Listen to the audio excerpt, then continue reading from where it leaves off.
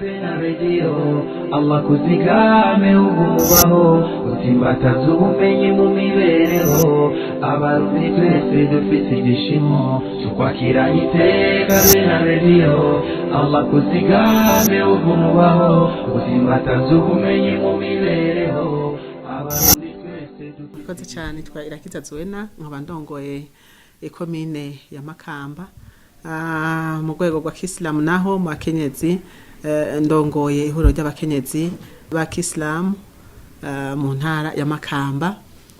Hanyuma ndishimye kuba ndi muri kino kibanza, Imana yaramfashije hanyuma yo kwiga nk'abandi bigeme bose, naronse amahirwe yo kwiga amashure mato amashure yisumbuye, kaminuza, mbese ubu nkaba ngomba guca n'urupapuro rwa maîtrise, Imana ibifashijemwo.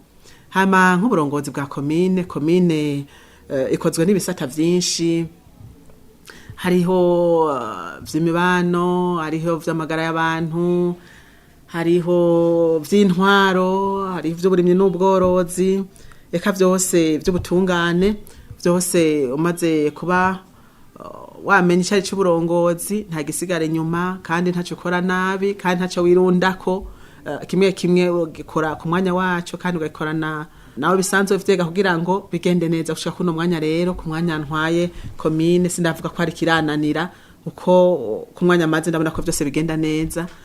Nkashima n'Imana yaminje imbere, sinkunda kugwara cyane, nakaba kaje ni bimwe nyene umuntu kugira ngo ntave yishira mu kibanza atari ciwe. Ndashima rero kungene ntwaye komine nziza ya Makamba, ndashima nuko dukoranye n'abandi, ndashima naho ndayigejeje wanagomba.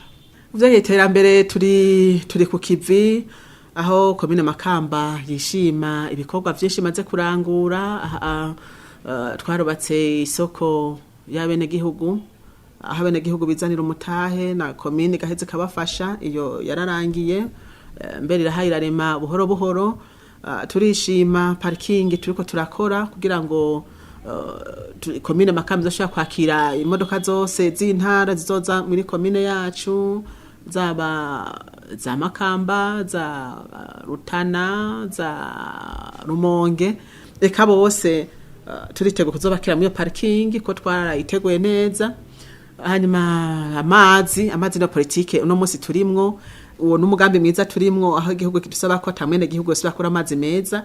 Ivyo navyo tubireko ku mazone yose dufise amazi, mbese turafise n'icuniro rishasha ry'ikizungu, naryo nyene duheruka kugurura ku buryo bwa komine, naryo nyene duheruka kurishiramwo amazi meza. N'abene gihugu bari mu ico kibano baronse amazi meza, n'ishure ry'abigenga ryitwa Etema naryo nyene twararihereje amazi. Novuga ko turi ku rugero rushimishije. Twe turubaka amasoko mu mazone yose, aho tuko turayahereza amahangari kugira ngo bene gihugu bandire, ntibashorere canke ntibasumire kuzuba canke munsi y'imvura, bakingiwe. Ivyo vyose twe turabikora neza.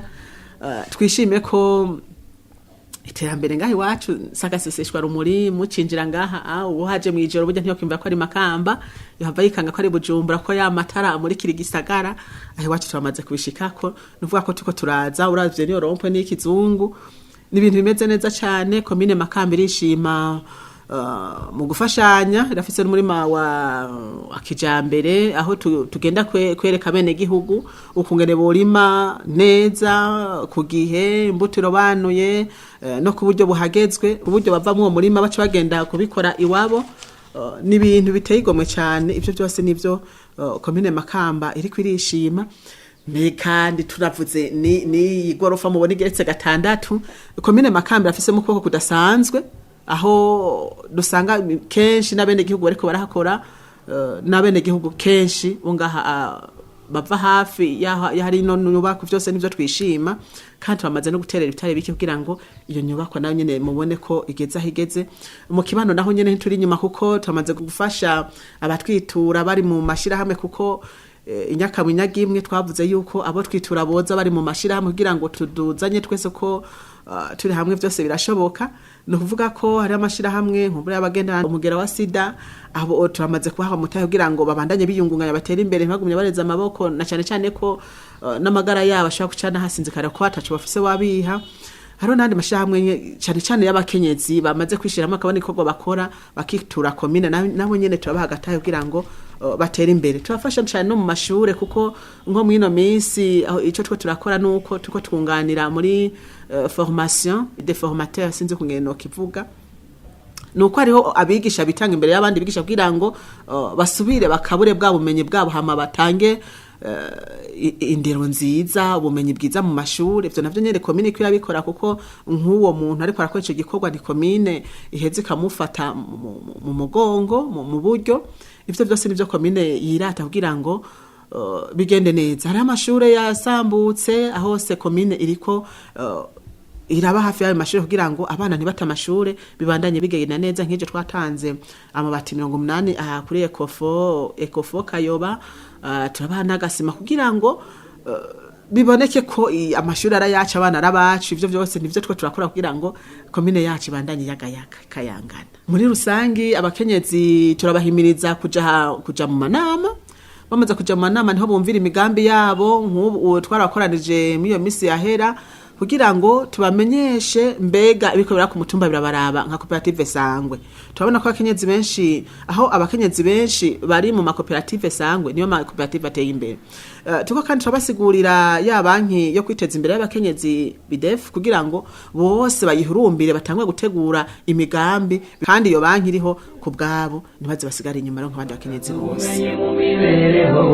abarundi twese dufite igishimo Radio Bena ijwi giterambere n'ubumenyi.